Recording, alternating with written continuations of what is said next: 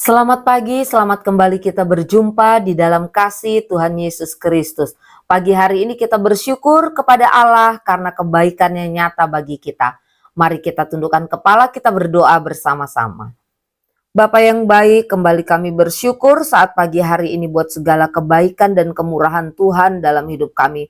Pemeliharaanmu sempurna bagi kami hingga pagi hari ini kami boleh bangun dengan tubuh yang sehat dan kuat.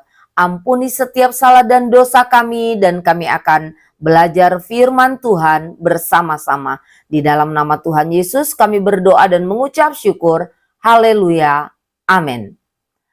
Pagi hari ini kita akan melihat satu renungan firman Tuhan yang saya beri judul Tuhan Gembala yang Baik. Dan kita akan membaca di dalam Mazmur 23 ayat 1 sampai ayatnya yang keempat. Firman Allah berkata demikian. Mazmur Daud, Tuhan adalah gembalaku, takkan kekurangan aku. Ia membaringkan aku di padang yang berumput hijau. Ia membimbing aku ke air yang tenang. Ia menyegarkan jiwaku.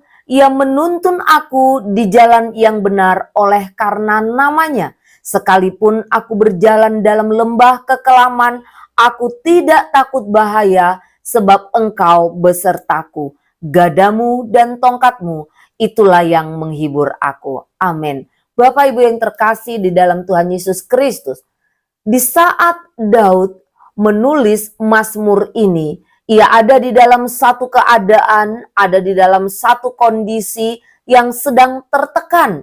Ia ada di dalam satu keadaan bahaya. Meski bukan di dalam keadaan yang nyaman dan menyenangkan, namun dari Mazmur ini kita bisa melihat betapa Daud dapat berkata, Tuhan adalah gembalaku, takkan kekurangan aku. Lalu apa yang akan kita pelajari lewat ayat-ayat ini? Yang pertama, kita akan belajar bahwa Tuhan adalah sang pemelihara. Kita bisa membaca tadi di dalam Mazmur 23 ayat yang pertama dikatakan, Mazmur Daud, Tuhan adalah gembalaku, takkan kekurangan aku. Bapak Ibu yang dikasih Tuhan, Tuhan bukan hanya sang pemberi berkat, tetapi Tuhan adalah gembala yang agung, yang memelihara saya dan saudara secara pribadi. Mungkin kita mengalami kekurangan secara materi, namun Dia memelihara saya dan saudara dengan kasih-Nya, dengan damai-Nya, dengan sukacitanya. Di tengah-tengah tekanan, di tengah-tengah kesulitan hidup, Dia adalah sang pemelihara bagi kehidupan saya dan saudara. Yang kedua, kita belajar lewat Mazmur 23 bahwa Tuhan adalah sang pemberi ketenangan. Kita bisa membaca tadi di dalam ayatnya yang kedua, firman Allah berkata dari Mazmur 23, Ia membaringkan aku di padang yang berumput hijau, Ia membimbing aku ke air yang tenang.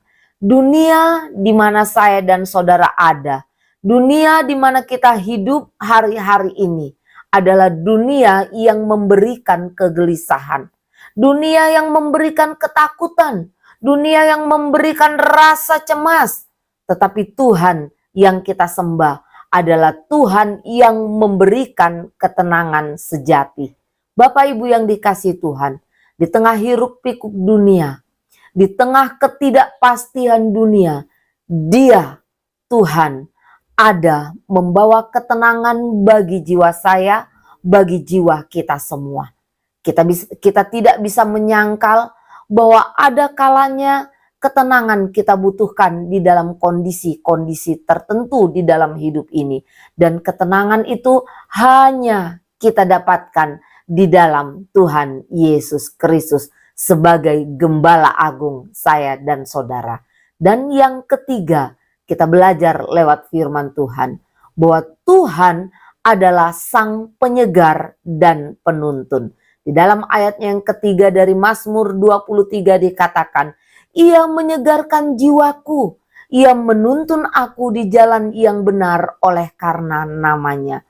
Bukan hanya jasmani, bukan hanya fisik, bukan hanya tubuh yang Tuhan perhatikan, tetapi Tuhan juga peduli.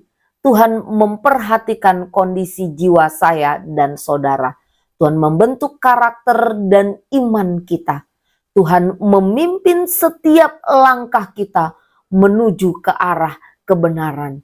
Dia, Tuhan, melakukannya bukan hanya demi kita, tetapi Dia melakukannya demi namanya yang mulia.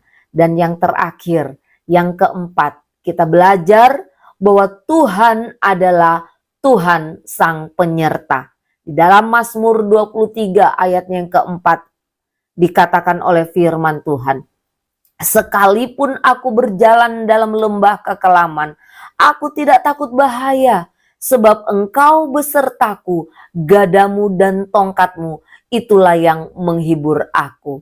Bapak Ibu yang dikasih Tuhan, lembah kekelaman itu tentunya berbicara tentang penderitaan, berbicara tentang keadaan-keadaan masa-masa sulit, masa-masa sukar, ketakutan.